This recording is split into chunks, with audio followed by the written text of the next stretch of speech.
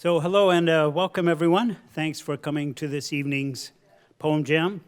I'm John Smalley and am a librarian with this library in the Humanities Department on the third floor. Before we get started, I want to take a moment to acknowledge our community. On behalf of the public library, we wish to welcome you to the unceded ancestral homeland of the Ramaytush Ohlone, who are the original inhabitants of the San Francisco Peninsula. As the indigenous stewards of this land and in accordance with their traditions, the Ramaytush have never ceded, lost, nor forgotten their responsibilities as caretakers of this place. As guests, we who reside in their traditional territory recognize that we benefit from living and working on their homeland. We wish to pay our respects by acknowledging the ancestors, elders, and relatives of the Ramaytush community and by affirming their sovereign rights as First Peoples. If anyone is here for the first time, I just want to let you know that we have a poetry reading the second Thursday of each month, which is facilitated by Kim Shuck. So please do come back on January 9th.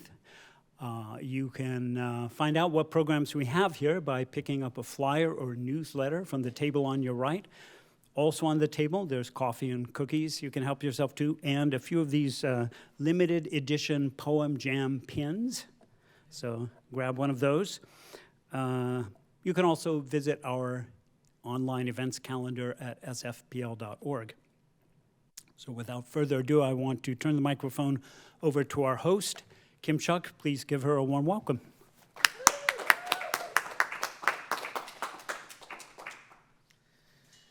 Those who are watching online later in the after times may notice that some of us are quite bundled up.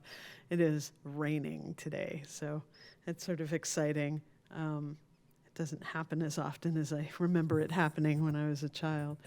Tonight we're here celebrating Karla Brundage's new book, Race Trader, Blood Lies, Race Trader. I just mentally edited because I love the title. I love the title. And I just wanted to say about that, the structure of this reading comes from a project that we were all involved in 2005, 2006, called Words Upon the Waters, after the levee breaks in New Orleans. As with many great things in my life, I was introduced to the project, the reading, by Devorah Major, and so thus to Karla Brundage, who introduced me to Sara Biel, and through that project I got to know Wanda Sabir. So this is a bit of a reminiscence for me, and we've all kind of moved forward with our work, and it's pretty spectacular. So without further ado, I would like to call up Sara Biel. Please welcome her to the microphone.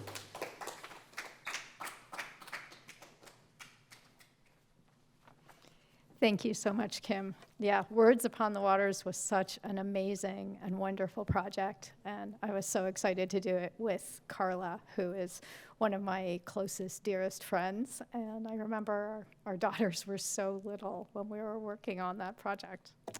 So thank you. I'm so excited to be here, and I'm so excited to be part of the celebration for Blood Lies, Race Trader. It's such an amazing book. I'm going to start by reading from my book, which is called Prescribed Burn. This first poem is written for my dad. I'm still here. Long ago, I would call, reach for you in the dark, wait for you to lift me from muddy dreams, ground me in the lights of the city. There, we counted the cut glass tumble sprawl and watched the emptiness of night wind down. We never talked about it.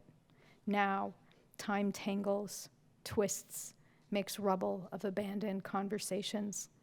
I search for you in my sleep, hope to catch you whistling in the moonlit house. I struggle to remember what blue meant to the color of your eyes. Our thinning thread vibrates, clear in the hum of midnight traffic.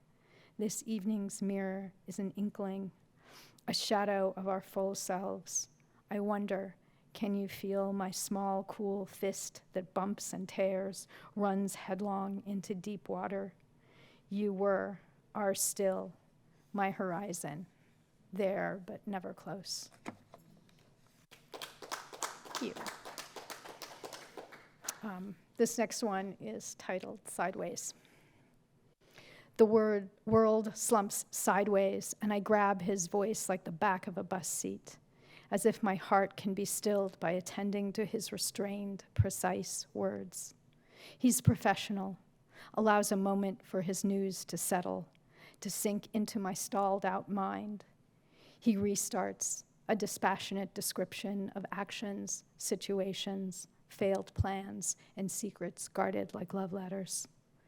Present time falls back, and memories emerge from my thickened thoughts like debris at a wave-ruined picnic, soggy, sand-filled, itchy as they dry. The words from our last conversation feel pointless and precious all the same. The relative merits of vegetarian lasagna and under what circumstances it's appropriate to wear jeans to an engagement party already sink below our horizon. I wish I could have read the inscription carved into the silence of her private loneliness, tried the handle when she seemed rigid, locked in our common bleakness. Plans can change, unravel. Oblivion can snag on any stray hope. I shift my loss from hand to hand, not yet able to hold at this time her quiet packed for a long journey, nothing more bearable than anything else. Thank you. This is Prescribed Burn. It began in a mix of soil and salt, a fire set in my stillness. I don't like to think about the windows shattered, the poison I pushed downstream. Most of me came home, came awake, lips brushed in a crush of fear, skull sore with collisions and silent sobs, hair knotted and torn, a messy convenience for his furious grip. A handle to twist and drag, me stumbling, dumb, shuffled disbelief from block to block. That morning, miraculously alone, I slid into the stained bus seat, tears tucked in the tire spin, breathed fully for the first time in far too long. My bitter tongue, swollen with unnamed crimes, dates, times, deceptions, dares, lines drawn and crossed, left choking on the curb. Blood gathered beneath my skin, stained all the places his fingers gripped, blooming badges of dishonor, but I wrenched free, slipped his mother's ring off my cold finger, couldn't watch as it bounced in the rainy roadside gravel. Sometimes a door needs to slam before it can close. Sometimes they burn fields so something new might grow. Thank you. Thought I'd try some newer stuff too. So this is called Dandelion. Decades come and go, buses under a hard September sun. Another one passes while I dig in my bag for exact change. None of us makes the right choice every time. It's a game, dredging my tongue from my sticky mouth, promising to do better. Every time we look the wrong direction, hope to find some line that will move us toward absolution or at least unconsciousness. I've been there, horizon-eyed, many times. Only now, I know the angle of the evening light is a temporary gift, nothing I can hold, just an open field crowned with butterflies.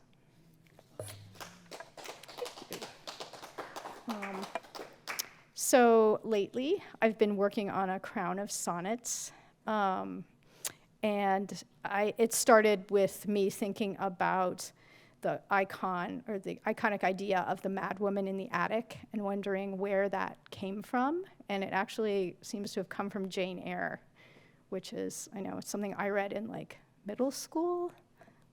But then I was lucky enough in college to read The Wide Sargasso Sea, which is by a writer named Jean Rhys, and it is sort of the story of the character of the mad woman who's locked in the attic in Jane Eyre. And so my crown is exploring the love triangle between Jane Eyre, Mr. Rochester, and Antoinette Causeway, who is Mr. Rochester's first wife, or the mad woman in the attic.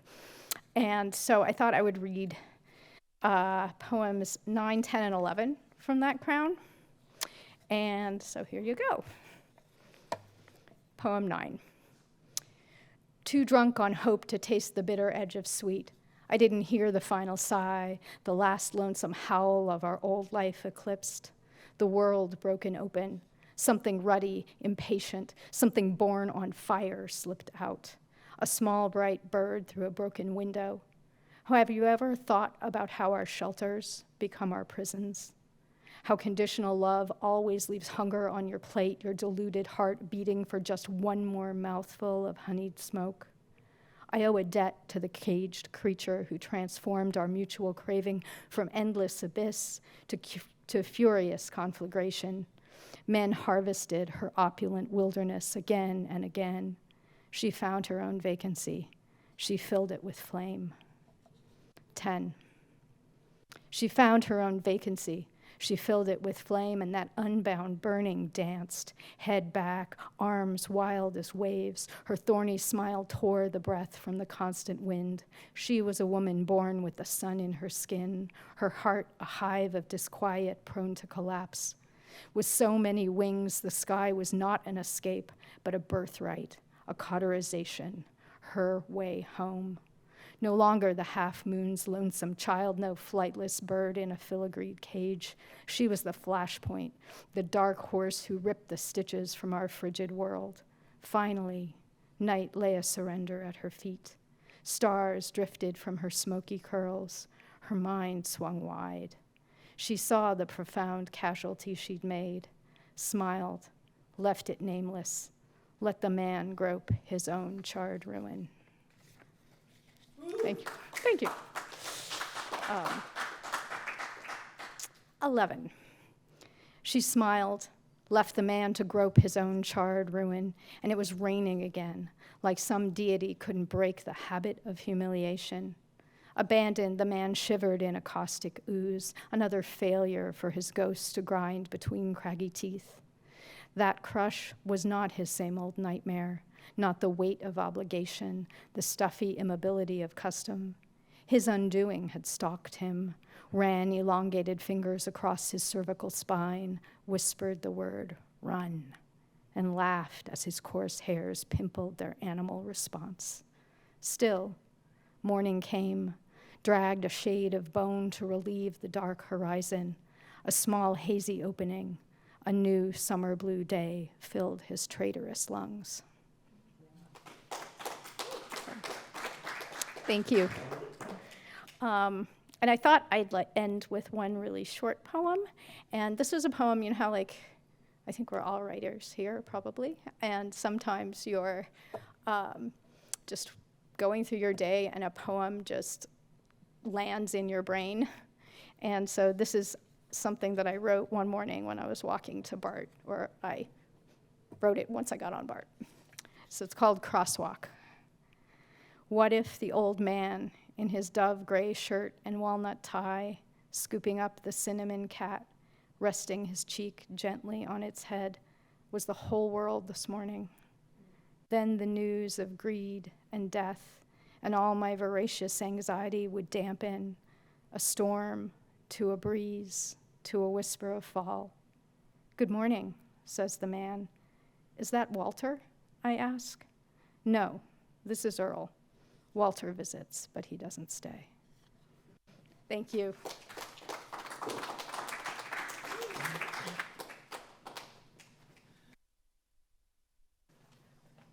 Thank you, Sara. Another round of applause for Sara, please. You have to be a little extra loud tonight. Thank you. Okay, so because of the oddities of transit and other things, what I'm going to do is let our next reader settle in for a moment. And I'm going to read a couple of poems while that happens. And then I'll call up Wanda Sabir. But for right now, no. This is from my book, Exile Heart.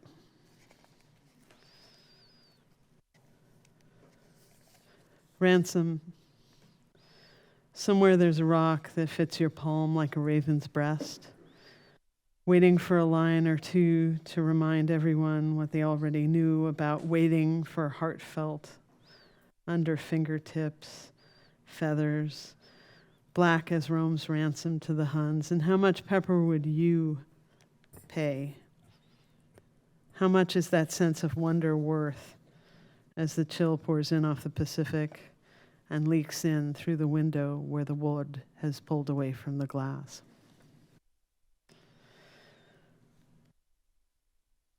So this is a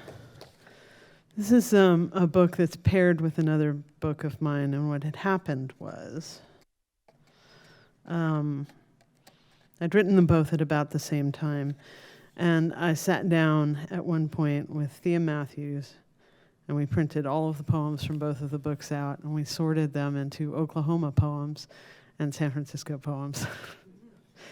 And Thea bullied me into leaving a piece in that I didn't think was very good.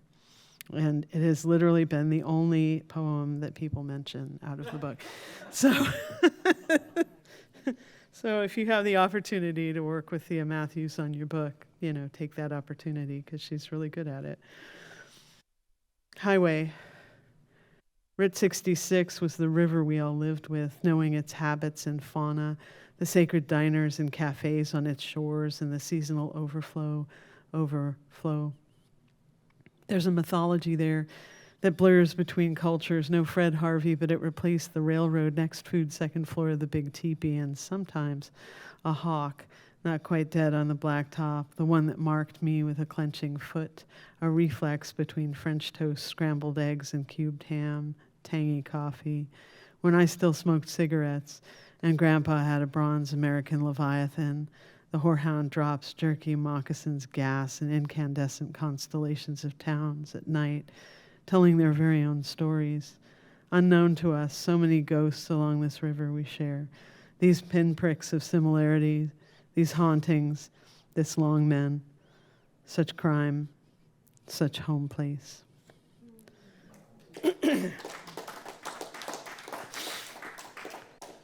For a period of time, my grandparents literally lived right on the side of Route 66.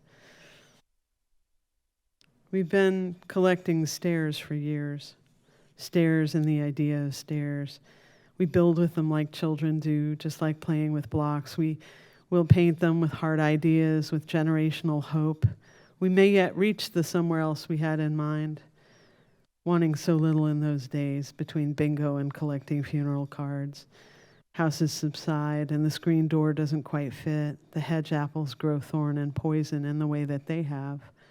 We collect these things, comb rivers and creeks, the margins of change for things like glass bottles to exchange for bait. We catch other things we want to, and all of my heroes were good at filleting fish. And there we were in the living room gathering stairs in boxes, pressed flat in books, trying not to hide them, trying not to feel guilty.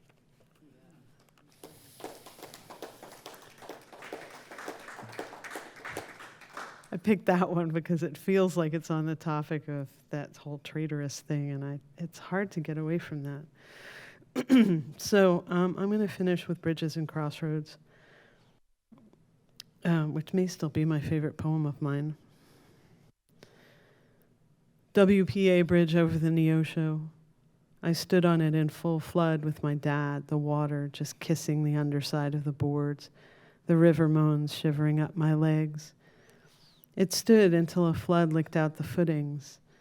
They replaced it. But when I dream the Neosho, the old bridge is there. They took the zinc out until they hit the daylight of 3rd Street. You could see the crack in the pavement. It looked like another pothole, and there was sunlight in the mine. Sunlight just there, with the dull ache of lead and the grim scowl of Jack. Those cottonmouths know some songs, too. They know some fish songs. And once crossing Tar Creek Bridge, a grandma snake got hit by a pickup, and in her last breaths, we drove up on her there like a burning library, her songs falling away in curls, taken by updrafts like smoke prayers near the water. She looked me in the heart and whispered just the one secret. Thank you.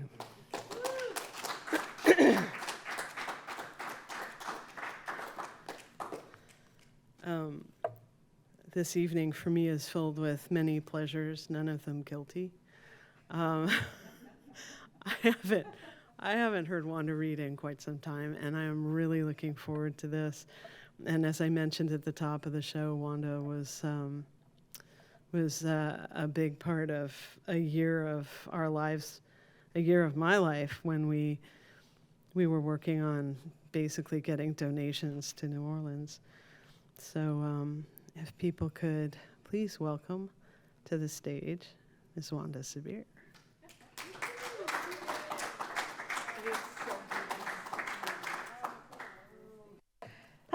This is so nice. I've been trying to do things I enjoy more this week as I've been in graduate school. It's going on my second year, and all I do is school, and that's not enough for fun. You got to do other things. So this is my week of doing other things. I went to the MoMA on Monday. I caught the bus, and today I am doing this. I finished my classes today. Yeah. Oh, well, I got 3 papers, but But yeah, the classes are over. It's real wonderful. So good to see so many people I haven't seen in forever. Yeah, my family. Very nice. And I don't know how people are feeling, so I'm gonna keep my mask on. But you're nodding, so I think you're hearing me. Okay, so I have 15 minutes, so I don't think I have too many more poems in 15 minutes. So,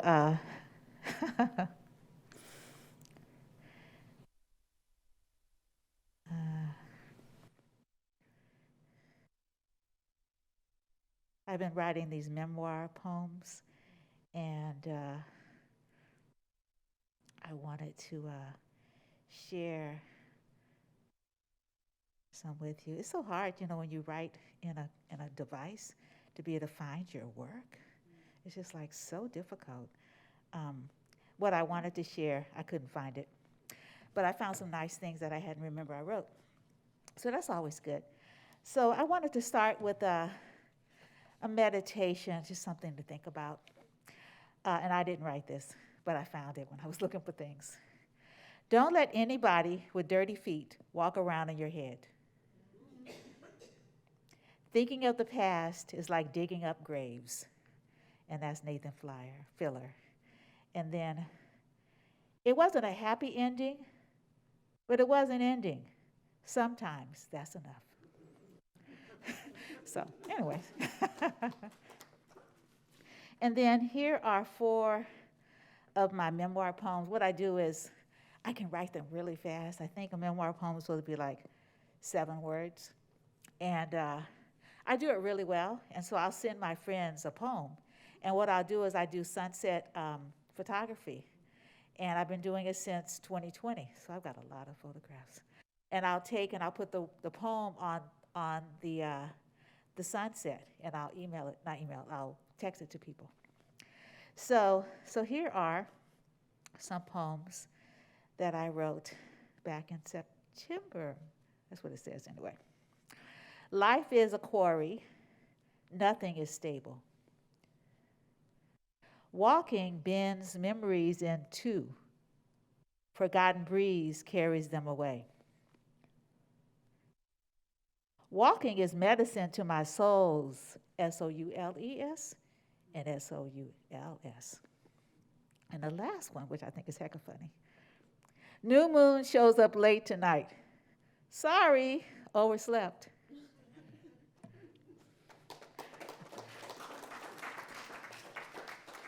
So this is going to be like a meditation.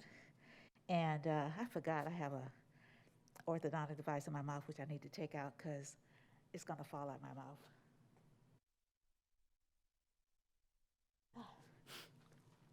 Yeah, this stress thing, right?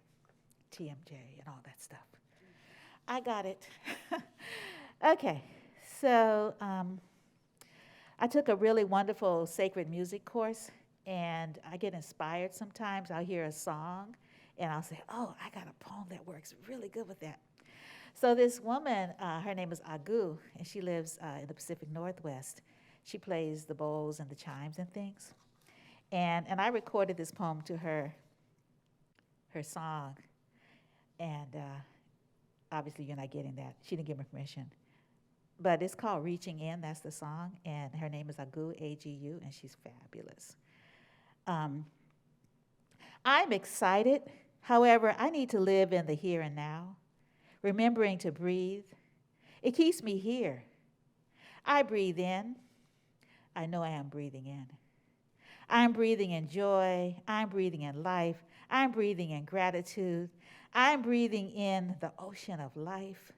I am breathing in death, endings, and the cycle of life too. I am breathing in arms that embrace, hold me close. I feel so alone.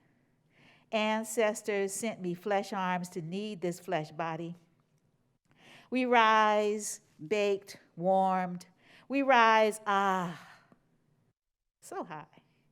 We tower, we bend, we sway. No, we do not break. African ancestors are limber. We are patient. Nothing worthwhile is easy. We human earth species are not easy. Wombfulness holds potential, and we sigh with gratitude as we sit on eggs. We sit gently on eggs, and they roll away into their lives yonder. We hatch nothing outside self. I am busy becoming more me. I look over at the chicks, ducklings, crows who wobble on new legs, soon fly like I do, like my ancestors did. Some say they walked on water home. Lifted up in a remembered tongue, others flew home a day. A day, they say, is a moment. It's not so long, life, this life, yours and mine. So be strong, don't get weary. The breeze, the sound in your heart, the melody in your ear will carry you. It carries you forward. Love has a rhythm and a sound, a path, a way. Listen to the drum wrapped in muscle inside. It sings for you. It sings just for you. Remember that. She sings for you, my love. So this one here, it's called, what doesn't have a name? It says on the so I could find it, memory poem, Kim Shuck event.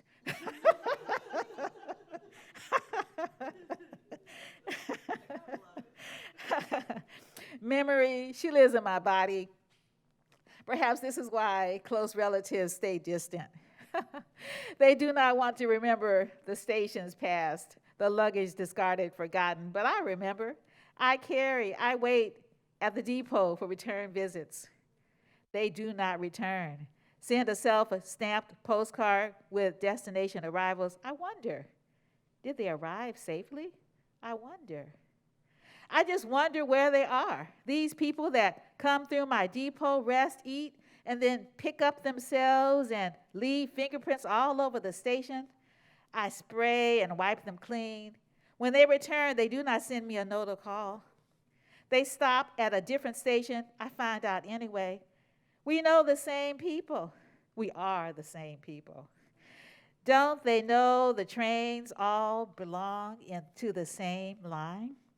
End up in the same terminal? It could make me crazy, but I stopped doing crazy long ago.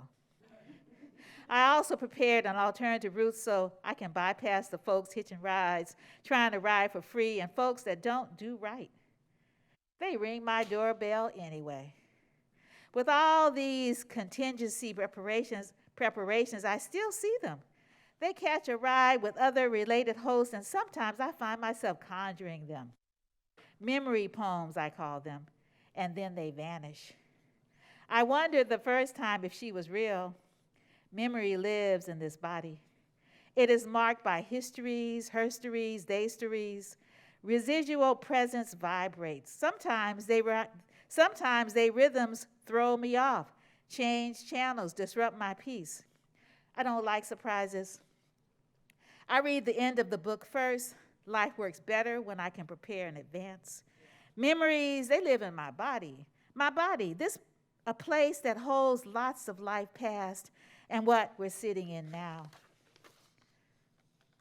The stirrings, cook delightful surprises I read about in books left at the train depot or picked up in random libraries, off shelves, scanned as I walk past empty thresholds, doorways, distant landscapes. Today I am silent.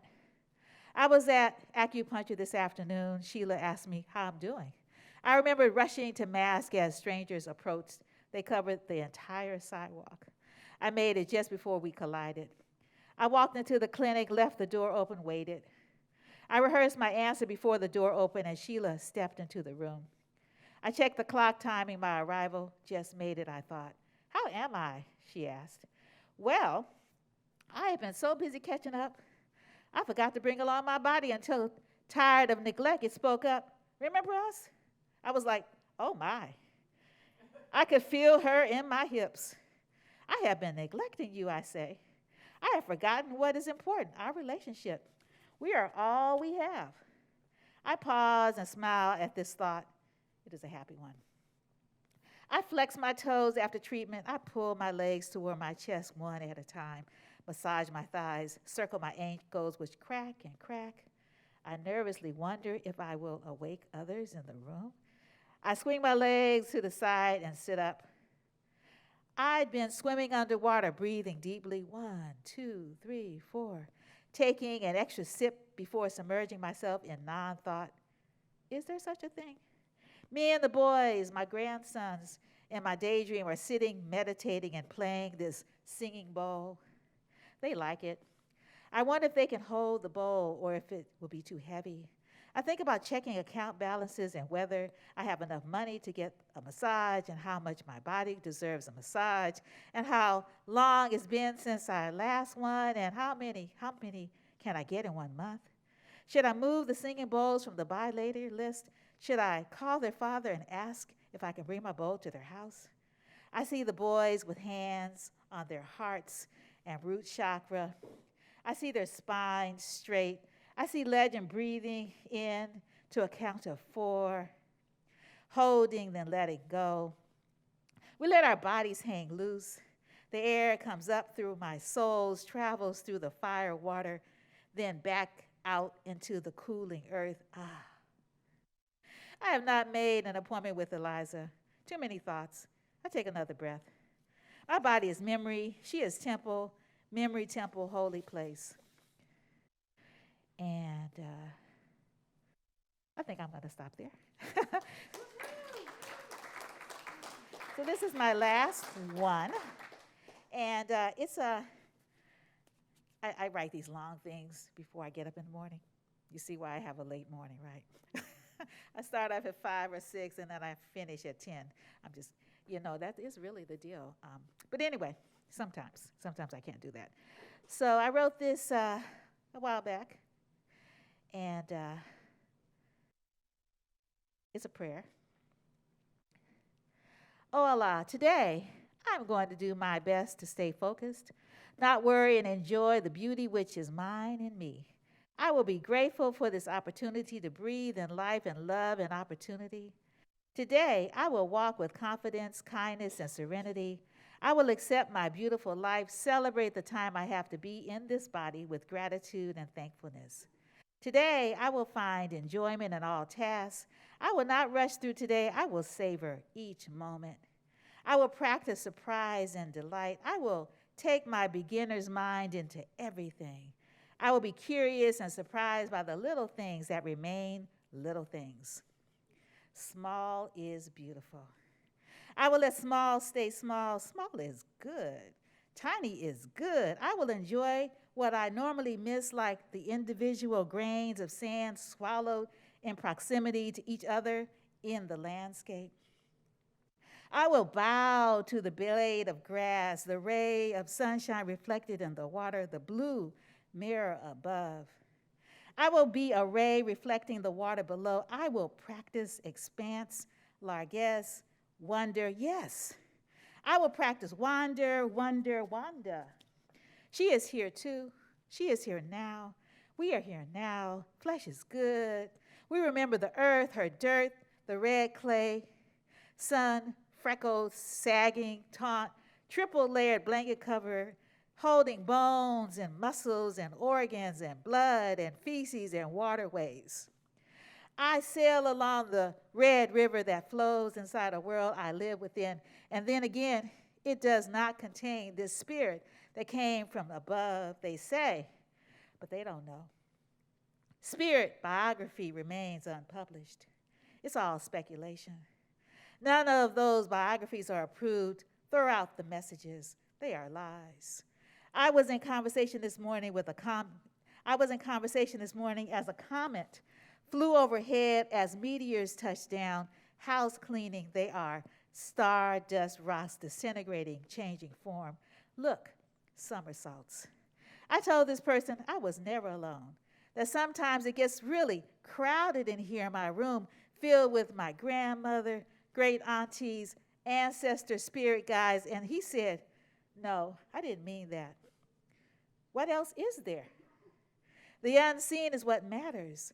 Matter, shape-shifting is slippery, but God is everlasting. I can rely on those beings released from temporal concerns. When my grandmother moved into my apartment, life got a lot easier.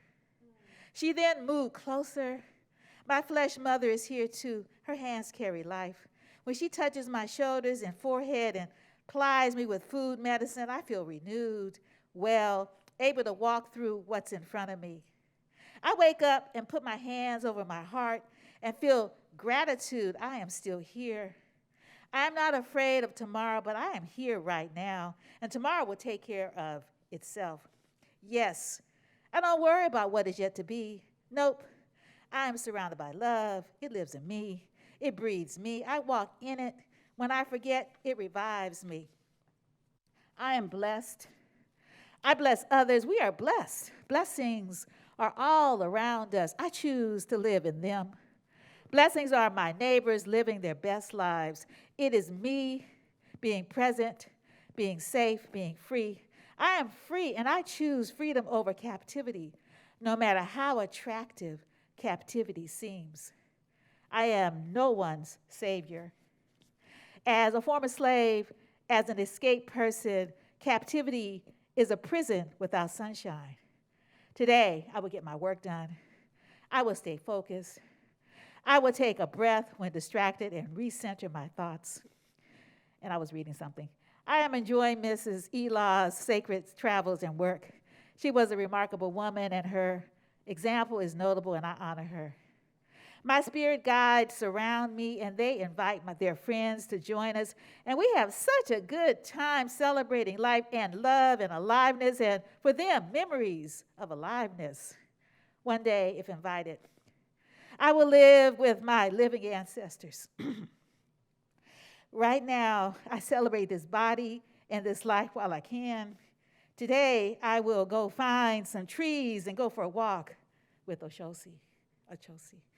That's the Orisha of the forest. Thank you so much.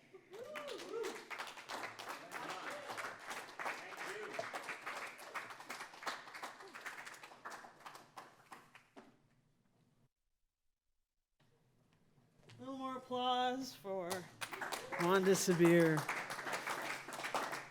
I really don't get to hear you often enough. Wow. So, Karla Brundage, whose work I've always loved. I'm one of those weird people who actually buys poetry books. I hope I'm in a room with other weird people who buy poetry books. Because I'm going to segue into, I think Karla has a couple of books that might be available for purchase, and we get to keep what we support. So we've known each other almost 20 years. And the first bit of that was really spent quite shoulder to hip, doing a lot of work together. And I just cannot celebrate this woman enough. Please, everybody, welcome to this microphone, Karla Brundage.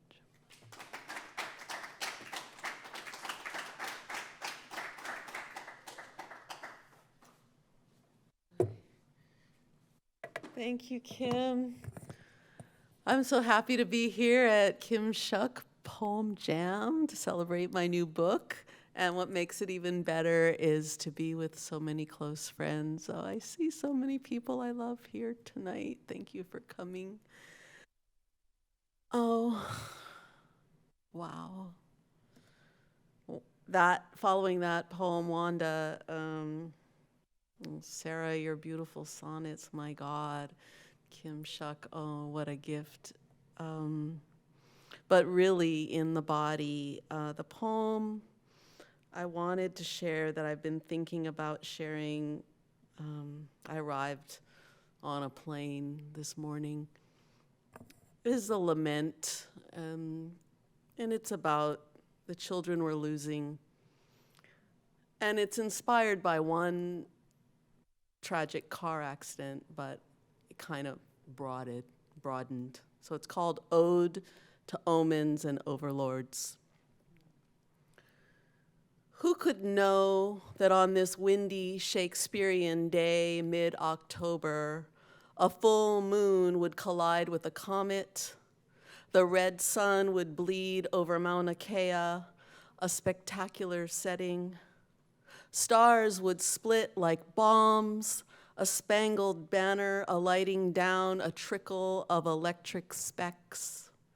Fire, nature, God. Who could know that the earth would quake and shatter eardrums of glass soldiers returning from war games, the boom boom of shifting planet penetrated memories, an omen of sacrifice and service? Who could know? In vertigo, a full moon season of orange, falling leaves, dead and pre-dead. We would lose you, our child, mercilessly, slaughtered by weight of 10 tons of rocks. The earth shifts with such a sound, your soul would vaporize into the bang of collision, impact. I want to know, is your voice, your consciousness still wandering, seeking pieces, your own flesh in rubble and concrete, stone and shrapnel? Who could know that there was a warning, a sign, a signal? Yet in swirling of wind and blowing hot air, we ignored it. A price so huge, the heart cannot fathom it.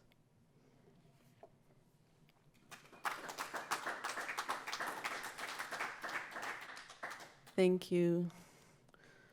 I surprised myself by accepting a job in the Big Island of Hawaii and leaving Oakland, which I miss dearly. And I'm still processing that surprise, but one surprise after another. So my book, Blood Lies, Race, Trait, Or, you know how we always think we have this original title. So I was like, and I dedicated my book, I'll let you know, to, my daughter helped me with this. She's a lawyer. This book is dedicated to the liminal state of Alabama. If any white person and any Negro or descendant of any Negro to the third generation, inclusive, though one ancestor of each generation was a white person, intermarry or live in adultery or fornication with each other, each of them must, on conviction, be imprisoned in the penitentiary or sentenced to hard labor for the county for not yet less than 2 nor more than 7 years.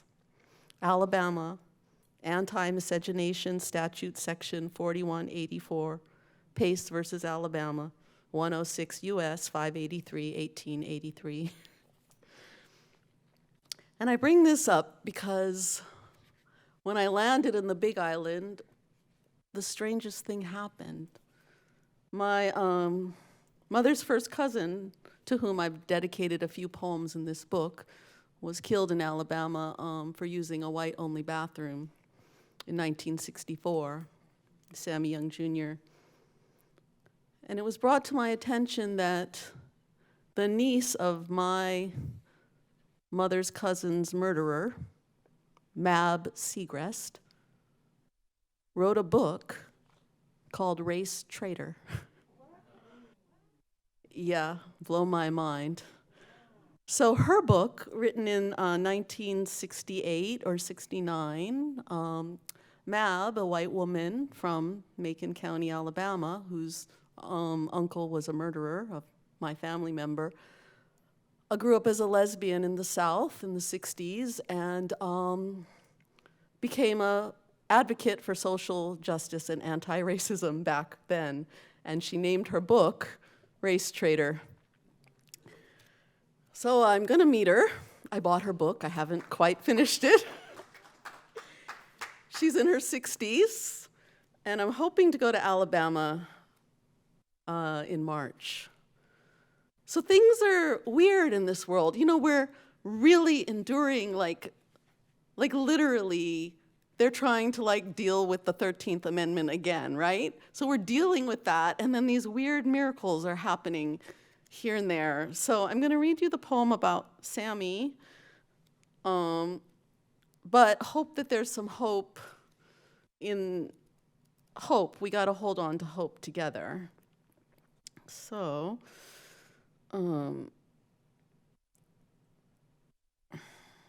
it's called Alabama Dirt. It goes like this. Never tasted Alabama soil, phloem clay. It's the dust I'm made of. Sweet tomatoes, Uncle Sam. Yes, I have an uncle named Uncle Sam. Bowed under the sun, gently handles the small fruit. So few men in my family line live. Family secret, buried in denials. Sammy lies in a pool of my mind, golf club in hand of blood. I call my mom on the phone to ask about vigilante justice in the segregated South. We don't talk about that. But was there justice, I ask? Time follows no rules. The gunshot still deafens. As a child, I was obsessed with a black and white photo I'd hide in the corner and go over it in my mind. Lay in the bed with Sammy Young Jr.'s photo, dreaming him to smile. What made him decide to fight his battle alone at night in Macon County, after participating always as part of a team? You had emotional problems, my mother says. Back then, I just did not want to talk about it. All the things she does not want to talk about. My emotional problems, she calls them. Images of blood still pooling on black cement, imagined weapon justification for death. Was it in his beautiful head that they found the bullet? College-educated brains shot out for being hot-headed, uppity. Ripples of this one death penetrate generations. And here I am, still swallowing pills.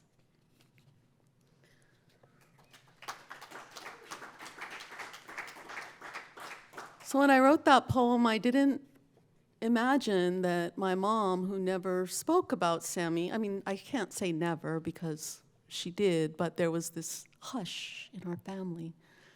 And then she went back to Alabama, and I think poetry really does heal. It really does. I believe that. All right, something a little more fun. Where is it? I just had it. Oh, I'm going to read these. I almost never read these, but now I feel like I have to. This one is called Suspend Your Belief, and it's a little hard. It's a little hard for me to read, but I'm going to do it. It used to have one of those, what do you call those things, epitaphs? And it said, read this once as if you are a white woman, and read this again as if you were a black woman. But I took that out because it was too scary. But here we go. So when you look at Melania and then Michelle, you have to ask, where is the sister solidarity? I mean, they never pretended to have it. I'm talking about you and me and the audience. We watch for the past 200 years first ladies who have had to undergo the double standard, not the double D standard, of perfection and family values. And now we have Melania. She is well. What is she? Being mixed? I can ask that question. Is she a victim of sexual trauma? Is she a sex worker? Does she have rights? Is she a whore? Is she a gold digger? Is she an airhead? Is she an immigrant? Is she a survivor? Is she a sellout?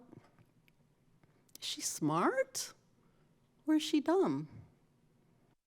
Is she leveraging her power? Does she love her son? Is she a schemer? Is she a ghetto girl? How did she get here? Was she just waiting for the old fart to die? Is she surprised? Is she happy to be forced to wear turtlenecks every day? Is she relieved not to have to use her tits for collateral? I loved Michelle, don't get me wrong. Michelle stood for everything I have always aspired to be. She was the dream princess for most Black women. She was the 1%. She gave us hope that Black men are attainable for us. She had to work harder, be stronger, be straighter, take more shit, talk better, be more perfect than any other first lady ever, ever, ever was. We know her story. We get it. But, like Melania, I still use my tits for collateral. I'm a victim of sex trauma and have been called a whore. And I would take that old man for all I could if I had the balls to. Sometimes I'm a ghetto bitch. I still live alone. I wore turtlenecks for a lot of years to atone for my past. That's why Melania can exercise her free speech and advertise, I don't care, do you? That is why Michelle is still writing books to inspire us to take the higher ground.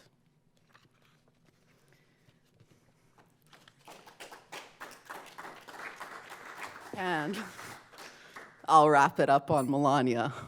I'm hot on her right now. I am not a fan. I like you to know I am not a fan. Here's my next one. It's called Double D Standard. No one asked if she'd had an abortion. How much do you want to bet? The answer is yes. No one asked her for her birth certificate. No need to, it's so obvious. Swallowing comes easy to her. Pride, insults, and bodily fluids, spit, tears, and saliva. She knows that anyone who looks at her sees straight through her clothing. She is always naked. I know. I looked at the photos online, and now she is always naked to me too.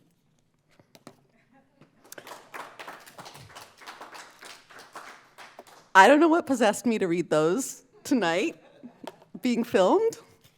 I hope I'm back next year. I have one more. I have one more on my list, and then I have a surprise. So poets, get ready. I have a surprise for you. All right, I'm going to read my, because we were talking a lot about Hurricane Katrina, I wrote in Devorah Major's most recent workshop, a pantoum, and I called it on the occasion of my 38th birthday because Hurricane Katrina came to town on my birthday. So all those years we were doing those Hurricane Katrina fundraisers, it was also my birthday. So I'm going to read you this pantoum, and then I'm going to surprise everybody with our closing poem. Katrina came to New Orleans in catastrophic force. A merry party girl wreaked havoc on old structures, tossing over old lovers like worn-out shoes. A collective heartbeat would be no more. A tempestuous party girl wreaking havoc on old. She wore a luminescent red-lined petticoat. A collective heartbeat would be no more. From our televisions, we witnessed levees break. She wore a luminescent blood-red petticoat. Flooding to the roof lines, poles snapped and scattered. From our televisions, we could see levees break. Stranded families climbed to the roof. Floods to roof lines, poles snapped and scattered. Waves at crushing force moved the whole block. Surging families climbed to the roof. Chaos came, bringing the blue and white. Waves at crushing force moved the whole block. TV news reported hands were tied. Chaos came with blue and white, dazed onlookers frothed with rage. TV news reported hands were tied. The lower Ninth Ward was soon under siege. Her fury knocked out all the floors. Dazzling onlookers looked on with rage. What did we do to cause this raging? Trombone, drums, and second line silent. A wailing emitted from the front line. Looting was reported, hands were tied. Trombone, drums, and silent second lines. Soldiers, tanks, guns had turned against them. Looting was reported, hands were tied, as we waited witnessing a collective cry. Katrina came to New Orleans in catastrophic force. A merry party girl, dogs sensed her arrival. She wore a luminescent red-lined petticoat. A collective heartbeat would beat no more. Thank you. So, we lost Nikki. And what made me cry about that was her best poem, ego tripping. So I'm gonna put it up on my computer, and I'm gonna have us all come up here, and we're gonna read Ego Trippin'. I want Sara and Wanda, and cause me and Kim and Sara and we did a Barbie. We've all done collective stuff before, so we're gonna read Ego Trippin' together. If you will come up, and anyone else who wants to come up and read a stanza. I didn't plan this. You guys got to give me a second to get it, cause it's gonna be good. Here we go. I'm gonna start, and then I'm just gonna pass it. Okay, we're gonna read it with our biggest, baddest selves, because when I teach it in class, we gotta be like over the top, okay? To Nikki, I was born in the Congo. I walked to the Fertile Crescent and built the Sphinx. I designed a pyramid so tough that a star that only glows every 100 years falls into the center, giving divine, perfect light. I am bad.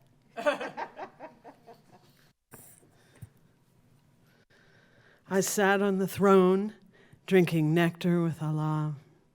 I got hot and sent an ice age to Europe to cool my thirst. My oldest daughter is Nefertiti. The tears from my birth pains created the Nile.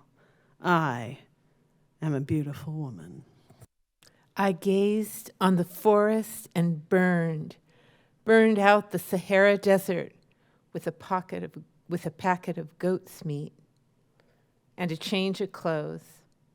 I crossed it in 2 hours. I am a gazelle, so swift you can't catch me. Keep on doing this. For a birthday present, when he was 3, I gave my son Hannibal an elephant.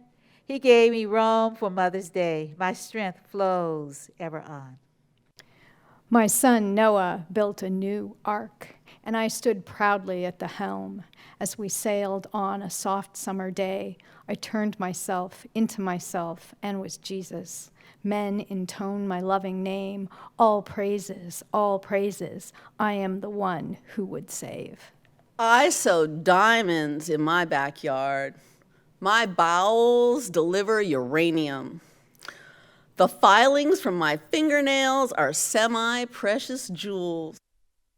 On a trip north, I caught a cold and blew my nose, giving oil to the Arab world. I am so hip, even my errors are correct. I sailed west to reach east and had to round off the earth as I went. The hair from my head thinned and gold was laid across 3 continents. I am so perfect, so divine, so ethereal, so surreal. I cannot be comprehended except by my permission. Got that?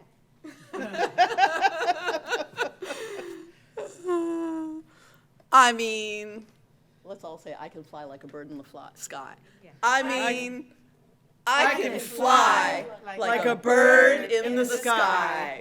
Woohoo! Thank you.